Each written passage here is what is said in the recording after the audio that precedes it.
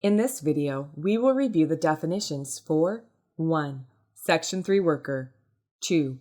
Targeted Section 3 worker, 3. Section 3 business concern, and 4. Labor hours. A Section 3 worker is any worker who currently fits, or when hired within the past 5 years fit, at least one of the following categories as documented. 1. Is a low or very low income worker, which means that the worker's income is below the income limit established by HUD, which is 80% of the area median income. Or 2. Is employed by a Section 3 business concern. Or 3. Is a youth build participant. A few important things to note under the final rule is that 1. The income limits are established at 80% of the area median individual income. This means that a worker's individual income will be used to determine Section 3 eligibility, not the family or household income. Also, 2. The residential address of the worker is used to determine the Section 3 worker income limits. Therefore, the worker's income limits would be based upon the Metropolitan Statistical Area, or MSA, in which the worker resides.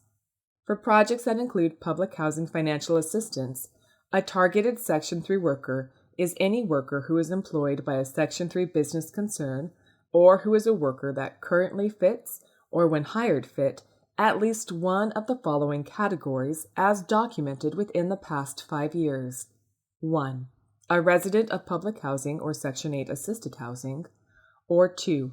A resident of other public housing projects or Section 8 assisted housing managed by the PHA that is providing the assistance.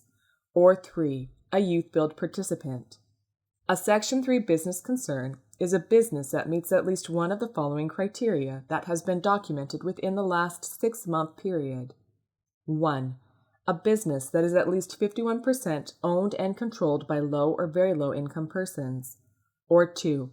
A business that is at least 51% owned and controlled by current public housing residents or residents who currently live in Section 8 assisted housing. Or 3. Over 75% of the labor hours performed for the business over the prior 3-month period are performed by Section 3 workers. The final rule tracks and reports labor hours. For public housing financial assistance, labor hours are hours worked with public housing financial assistance in the fiscal year of the PHA or other recipient.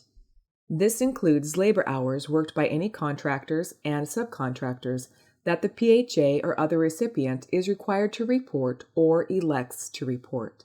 The final rule tracks and reports total labor hours, which are hours worked by all persons employed with public housing financial assistance in a PHA fiscal year.